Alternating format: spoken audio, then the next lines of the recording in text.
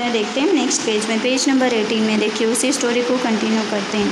Back home Kitty found that as hard as she tried the shoes just wouldn't come off. Time for school called mama from upstairs. अब जैसे ही वो घर पहुंचती है तो घर पहुंचती उसने बहुत कोशिश की कि उन जूतों को वो निकाल कर रख दें, लेकिन वो जूते उसके पैर से निकलते नहीं हैं। इतने में उसकी मम्मा कहती है, ऊपर की तरफ सीढ़ियों पर चढ़ती है और बोलती है कि टाइम फॉर स्कूल यानी स्कूल जाने का टाइम हो चुका है। Before she could say I want the magic shoes whisked her off to school. अब वो नहीं कह पाती यानी कि मैं नहीं जाऊँगी ऐसा कुछ जवाब दे पाती ना में, तो उससे पहले उसके जूते जो हैं फुदकने लग गए, उछलने लग गए और स्कूल की तरफ चल दिए। At break time a girl knock down. Break time यानी रिसेस टाइम जैसे आपको मिलता है, तो ब्रेक टाइम में a girl knock and the house corn cobs she had built and made her angry. अब ब्रेक टाइम यानी रिसेस टाइम में क्या होता है, एक गर्ल नॉक डाउन यानी एक लड़की ने उसे धक्का दे दिया, गिरा दिया। The house of corn cobs she had built. अब उसने जो कॉर्न कब्स के हाउस बनाए थे यानी वो खेल रही थी गेम, उसने जो बिल्ड किया था बनाया था वो मेड हर एंग्री। अब वो गिर जाने की वजह से वो क्या हो गई, बहुत गुस्सा हो गई, भड़क गई। Now I will kick yours down Dolly.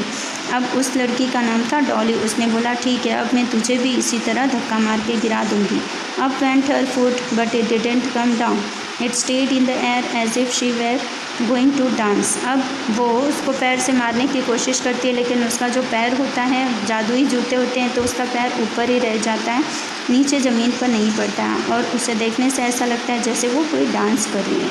The children laughed and finally she said to Dolly never mind I will forgive you. अब वो बच्चे उसे देखकर हंसने लगते हैं और वो बोलती है कोई बात नहीं है, चलो ठीक है मैं तुमको माफ़ कर देती हूँ। Then the foot went down and Kitty understood how the shoes work. अब इस तरह से उसके पैर नीचे आ गए और शूज़ जो हैं वो रेगुलर में जैसे काम करते थे वैसे काम करने लग गए।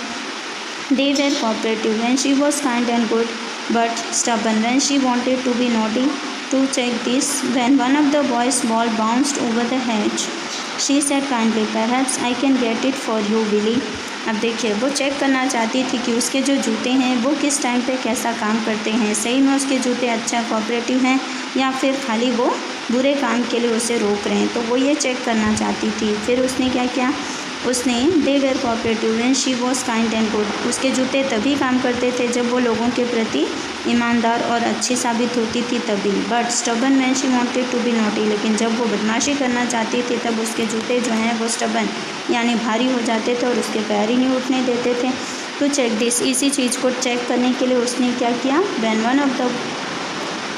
One of the boys ball bounced over the hedge, she said kindly. अब उस एक लड़का खेल रहा था और उसकी बॉल जो है वो उछलकर दूसरी तरफ चली गई, तो उसने क्या कहा, बड़े ईमानदारी से काइंडली प्यार से कहा, perhaps I can get it for you Willie.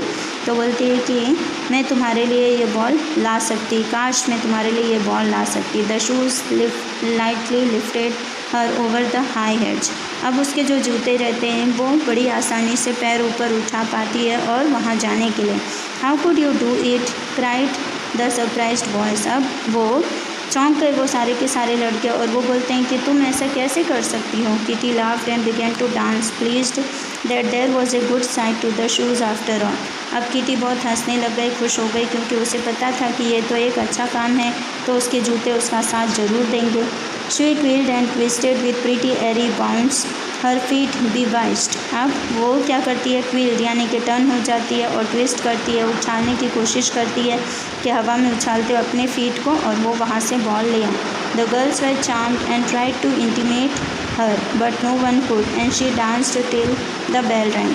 अब बाकी के लड़कियों ने उसे देखकर बहुत हंसी खुशी से उसका मजाक बनाने की कोशिश की उसको, लेकिन उसका उसके ऊपर कुछ असर नहीं हुआ। इनफैक्ट वो क्या करती है, वो उस टाइम तक डांस करती रहती है जब तक कि बेल नहीं बज जाती, यानी रिसेस की जब तक रिसेस ओवर होने की घंटी नहीं बज जाती तब तक वो वहाँ पे डांस करती रहती है। When Kitty reached home, her sister said, "Run and pick some strawberries for lunch." अब जब किटी घर पहुंचती है तो उसकी सिस्टर ने उससे बोला, जल्दी जाओ दौड़कर और कुछ स्ट्रॉबेरीज लेकर आओ मेरे लंच के लिए। I am to tired but the shoes landed her in the middle of the strawberry bed.